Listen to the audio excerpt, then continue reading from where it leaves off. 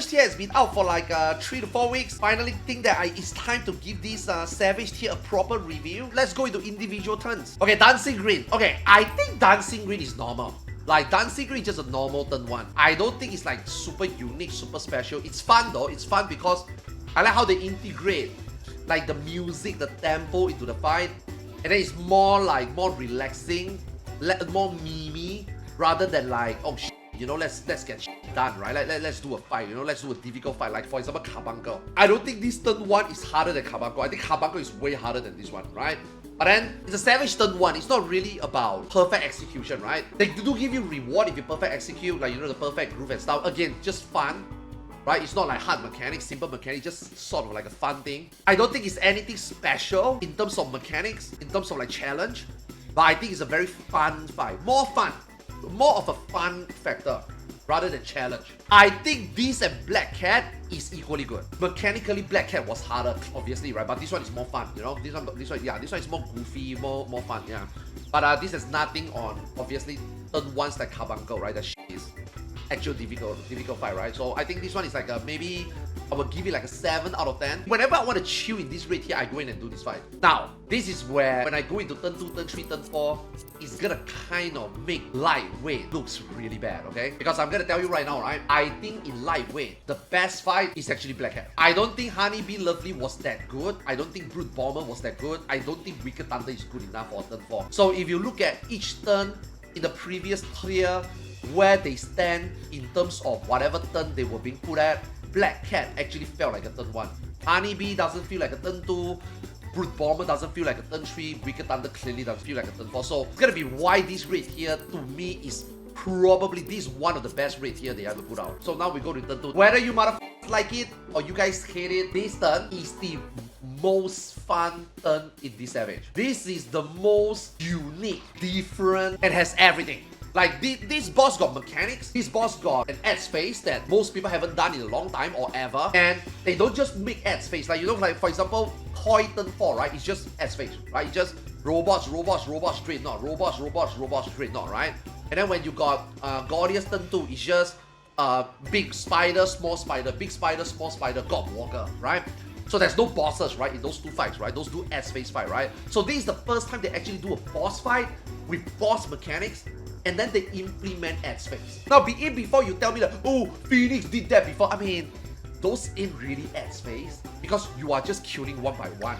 You know, you're not really like cleaving. There's no really like prior. I mean, there are prior target, I guess, but nothing like this scale, right? Turn 1 and turn 2 is supposed to be for experiment. That's why, you know, earlier Dancing Green turns out to be like that. It's experiment. It's fun. You know, it's introduction. So turn 2 is also kind of like, in that sense, that type of fight. Introduction. We want to try something different. We do it in turn 2. So, you know, Honeybee Lovely was like that. This Sugar Riot, I think, is probably, the main highlight.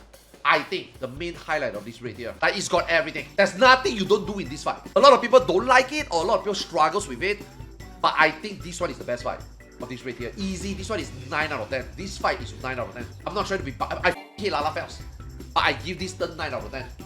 Because I genuinely enjoy this fight. This fight makes me feel that as a raider, I'm doing a lot of new/different things. This 9 out of 10, easy. Now, when we talk about a turn 3, Square Enix has always been doing turn 3 as an execution check. The mechanics are very straightforward.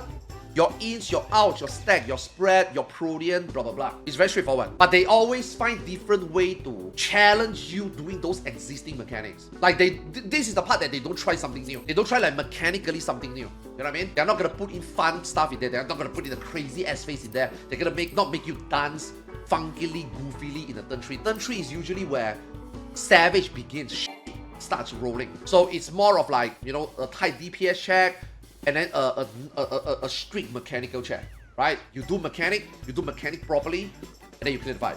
So usually when you talk about turn 3, there's nothing really much to talk about. It's just whether is it challenging enough. So you look at Phoenix, that's okay. You look at the tree, yeah, kind of okay also, I guess. You look at Leviathan, you look at Idol of Darkness, for example. You look at Omega, for example. All these are just mechanical checks, right? Nothing crazy, nothing new, just mechanical checks. So I do think this one does hit that mark in terms of mechanical check, but they added something that other turn 3s previously didn't do that I feel that make this turn 3 a more proper turn 3. The aesthetics, the epicness. This fight feel pretty epic. You know, platform to platform, building being crushed, the boss fly all over the place, and then that plus the mechanical check overall felt very good. I think this fight is probably one of the better turn 3 in recent years. I give it 8 out of 10. I think this is better than Phoenix. I think this is better than the 3. I think this is better than Idol of Darkness. I think this is better than Leviathan. This is obviously not better than Harlequinassus. I mean, nothing is better than Harlequinassus, let's be honest. This is better than the Brute Bomber. This is better than Elidibus. Maybe, I think this would be around the same level as Fate Breaker. My point is, this is a very good turn 3. I think this is a very good turn 3. Yeah, so I give this one like an 8 out of 10. Hard to give it past 8 because Harlequinassus is a 10. And I think Fate Breaker, maybe an 8.5. Omega is like a 9. Because Omega is epic also. No one thought that we are fighting Omega in the turn 3, man. You know what I mean? So during that time when they implemented Omega, right? The Omega rate here, right? We didn't expect to be fighting Omega on turn 3. We thought that Omega would be like a, you know, like a Bahamut, like a Alexander. It's a turn 4 thingy, you know? So the fact that on the turn 3 we get to fight Omega, that's pretty epic. Omega was really good. Omega was really good. So Omega is like a 9. Fate Breaker, maybe 8.5. This one I give it an 8, 8.5. Very solid turn 3. Very, very fun turn 3. Very, very challenging turn 3, I think. Okay, now, Howling Blade.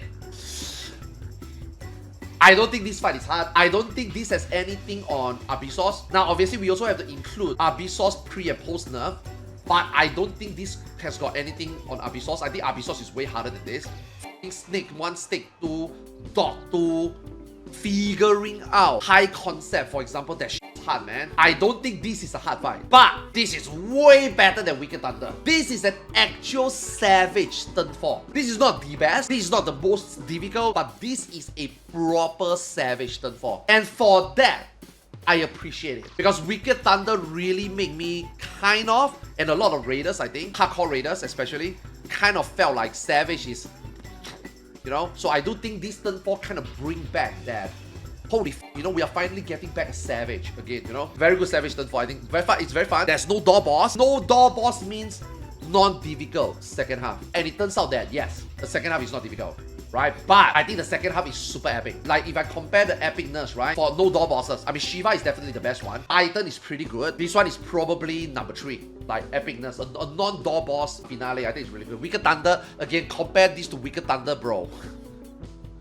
The f is Wicked Thunder, you know what I mean? That's an extreme. Wicked Thunder would be a great turn 3. But Wicked Thunder is a shit turn 4. This one is a good turn 4. This is not the best turn 4, but this is a very good turn 4. Presentation, fight, the tempo, the mechanics. I think I will give this turn 4 an 8.5. Very epic, well presented turn 4. Really, really like it. So now, with all this like simple overview of these 4 bosses, right? I'm gonna talk about the entire raid here. This is the most fun raid here I have ever played proc PF since Eden's Verse. Eden's Verse was the last time I enjoyed all 4 turns.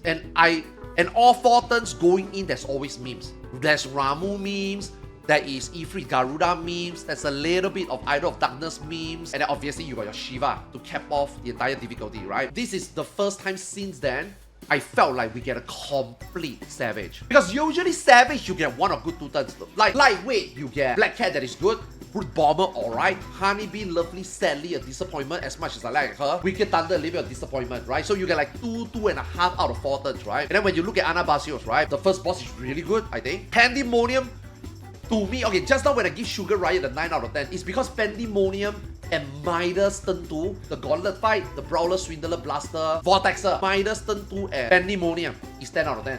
So this one is a 9 out of 10. Elidibus is a little bit of a letdown, but Athena is really good. So, you know, Savage, that is Anabasios is like a 3 out of 4 good Savage tier, right? And after that, you got Abyssos. The 3 is kind of like meh. Turn 1, turn 2, I mean, man. Turn 2 is a letdown, sadly. Turn 3 is okay, you know, at least the platform is kind of interactive, it's kind of fun. Carbuncle is amazing. So even Abyssos is like a 3 out of 4 tier, you know. Espadillos minus the first boss, second, the fourth boss is good. So that's, you know, like what I'm trying to say is all Savage usually is like a 2 out of 4, 3 out of 4 fight.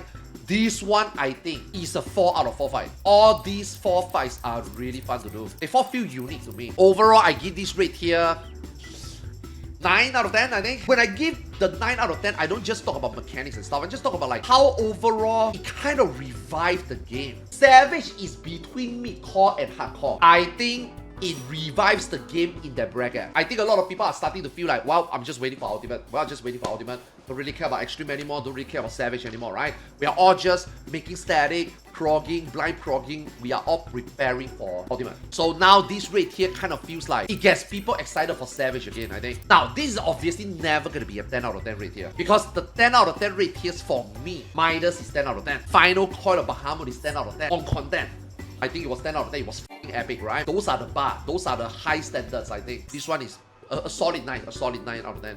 And also, this one also brought us the first on-stream World First. The hype, the competition. You know how like DN, Kindred, Lucrezia, like the effort they all put in, this turned out to be the best race, I thought, for a Savage. This turned out to be the best race. And then the last thing, TF. I have never seen 200. Now, you guys have to take into consideration, this is the worst expansion launch so far. Dawn Trail is the worst expansion launch up to this point. People were not interested in the game. Half the player base are either, went back to WoW, and then the other half is like, story suck, we don't want to resub. And then within those half people that is still playing the game, is like, bro, there's no challenge. We got lightweight, we got FRU, everybody's dunzo. No one gives a fuck about the game. So the fact that it's been 3 weeks and every day when I log into NA, JP, now I don't know about EU. Leave a comment in the section below. Tell me about the current state of EU. Nobody gives a shit about Oceanic. So please, Oceanic, I don't want to hear from you. I only want to hear from the EUs, okay? Leave it in the section comment below. I feel that 3 weeks later, seeing 200 PF every single day, prime time, and on JP peak I've seen is about 350. I have not seen this number since maybe Shadowbringer. People are struggling, obviously. Number one, people are struggling to clear the fight. That's why there's a lot of PF.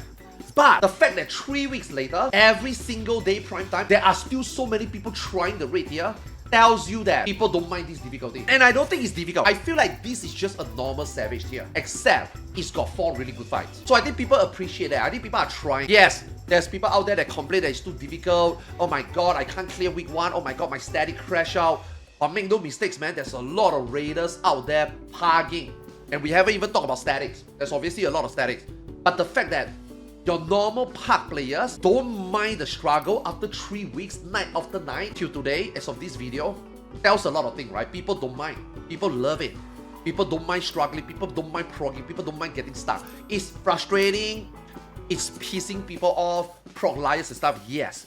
But the players at the moment, at this current state of the game in Dawn Trail, I think it's really, really solid. Like the number is really solid. It shows there's a lot of raiders in this game. It shows that there's a lot of triers in this game. People don't mind the difficulty. So I do think that this is a good rate here, man. I don't know what to say. I think this is a very solid rate here all around. I don't remember the last time ever since Shadowbringer, again, probably Eden's Verse, that every day I wake up, I want to play this game. To the point that right now, I don't even feel like playing World of Warcraft. I'm not even joking. I don't even feel like logging into World of Warcraft right now. Every day when I wake up, I'm just like, dude, I want to PM. Dude, I want to play my Black Mage. Dude, I want to play my Viper. Dude, PM needs me. Dude, this is a good rate here. I want to play more. You know what I mean? I want to play other games also, but at the moment, I'm just so locked into this game right now. Because this is a really solid rate here. Right? But hey, guys, I'm just a 45-year-old sir now, man. What do I know? So, what about you guys on YouTube? What about you guys in Twitch chat? What do you guys think? Let me know what you think in the comment section below. Tell me whether you like this rate here. Which is your favorite rate here? And am I wrong to say that what I said? Let me know. Otherwise, I will see you guys in the next video. Thanks for watching. Drop the channel a like, a subscribe, and I will see you in the next one. Peace.